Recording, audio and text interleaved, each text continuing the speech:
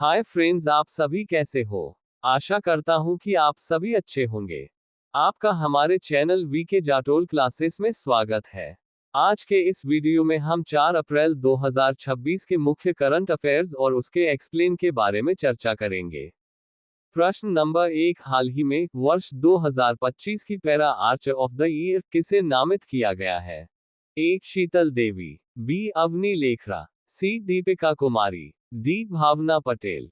दोस्तों, आपका सही आंसर ऑप्शन नंबर ए शीतल देवी होगा। बड़ी उपलब्धि। भारत की 19 वर्षीय पैरा तीरंदाज शीतल देवी को वर्ल्ड आर्चरी अवार्ड्स में para Archer of the year 2025 चुना गया है। इतिहास रचा। शीतल देवी जम्मू कश्मीर की रहने वाली हैं और वे विश्व पैरा तीरंदाजी चैंपियनशिप में गोल्ड मेडल जीतने वाली दुनिया की पहली और एकमात्र बिना हाथों वाली महिला तीरंदाज बन गई हैं। शानदार प्रदर्शन। उन्होंने दक्षिण कोरिया में आयोजित चैंपियनशिप में व्यक्तिगत स्पर्धा में गोल्ड, टीम इवेंट में सिल्वर और मिक्स्ड टीम में ब्रोंज मेडल जीता।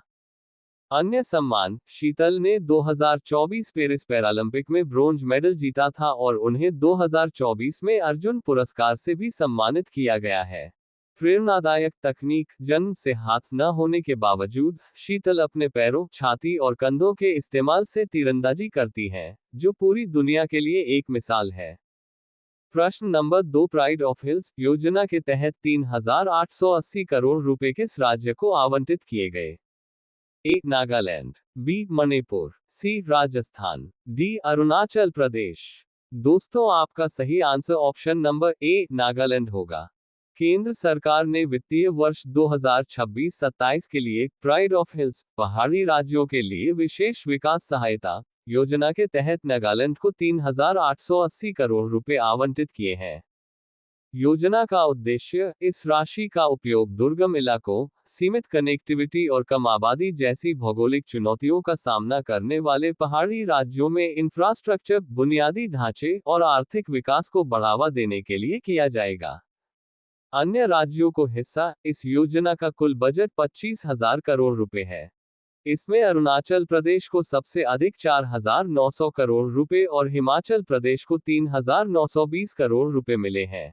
महत्व। नागालैंड के मुख्यमंत्री नेफ्यू रियो ने केंद्र सरकार का आभार जताया है।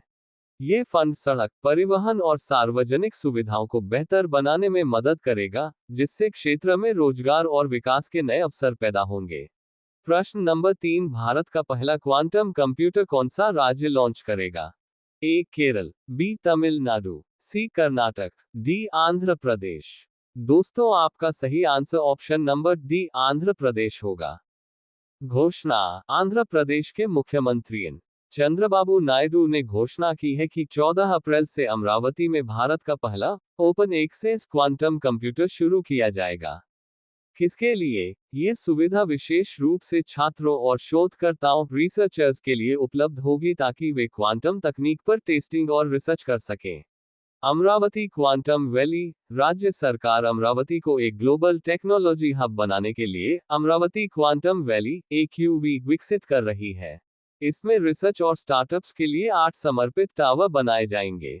साझेदारी। इस प्रोजेक्ट में SRM यूनिवर्सिटी, कुबट फोर्स, IBM, TCS और L&T जैसे बड़े संस्थान और कंपनियां सहयोग कर रही हैं। लक्ष्य। मुख्यमंत्री का लक्ष्य है कि अगले 2 वर्षों के भीतर क्वांटम हार्डवेयर का निर्माण स्थानीय स्तर पर शुरू हो जाए और 2030 तक आंध्र प्रदेश दुनिया के टॉप 5 क्वांटम हब में शामिल हो। महत्व। ये पहल भारत के नेशनल क्वांटम मिशन का हिस्सा है, जो देश को भविष्य की तकनीक में आत्मनिर्भर बनाएगी। प्रश्न नंबर 4, पीएम नरेंद्र मोदी ने महावीर जयंती पर सम्राट संप्रति संग्रहालय का उद्घाटन कहाँ किया? A Jaipur, B Gandhinagar, C Ahmedabad, D Patna. दोस्तों, आपका सही answer option number B Gandhinagar होगा। मुख्य कार्यक्रम। प्रधानमंत्री नरेंद्र मोदी ने गुजरात के गांधीनगर में सम्राट संप्रति संग्रहालय, सम्राट संप्रति म्यूजियम का लोकार्पण किया। महत्व। ये संग्रहालय मौर्य वंश के महान सम्राट संप्रति को समर्पित है, जिन्हें जैन धर्म के प्रचार प्रसार और हजारों मंदिरों के निर्माण के लिए जाना जाता है। उद्देश्य। इस म्यूजियम का उद्देश्य भारत की समृद्ध सांस्कृतिक विरासत और प्राचीन इतिहास को आधुनिक तकनीक के माध्यम से युवा पीढ़ी तक पहुंचाना है। विशेषता, संग्रहालय में सम्राट संप्रति के जीवन, उनके शासनकाल और कला संस्कृति में उनके योगदान को प्रदर्शित किया गया है। पीएम का संदेश। उद्घाटन के दौरान पीएम मोदी ने कहा कि यह संग्रहालय हमारी ऐतिहासिक पहचान को संरक्षित करने और पर्यटन को बढ़ावा देने में एक मील का पत्थर साबित होगा। प्रश्न नंबर 5, हाल ही में ब्रिक एनसीसीएस पुणे का निदेशक किसे नियुक्त किया गया है? A. Doctor Rajiv Kumar, B. Doctor Thomas Pukadal, C. Doctor Anil Verma, D. Doctor Sanjay Mehta. दोस्तों, आपका सही answer option number B, doctor Thomas Pukadal होगा। प्रश्न नंबर 6, हाल ही में केंद्रीय आयुर्वेद अनुसंधान परिषद CCRAS ने आयुर्वेद अनुसंधान को 13 भाषाओं में उपलब्ध कराने के लिए किस AI टूल प्लेटफॉर्म के साथ साझेदारी की है? A. Bhashini AI, B. Anuvadini AI, C. Samarth AI, D. Ayurveda AI। दोस्तों, आपका सही answer option number B, Anuvadini AI होगा। बड़ी पहल। आयुष मंत्रालय के तहत केंद्रीय आयुर्वेद अनुसंधान परिषद CCRAS ने एक ऐतिहासिक कदम उठाते हुए अनुवादिनी AI के साथ समझौता किया है।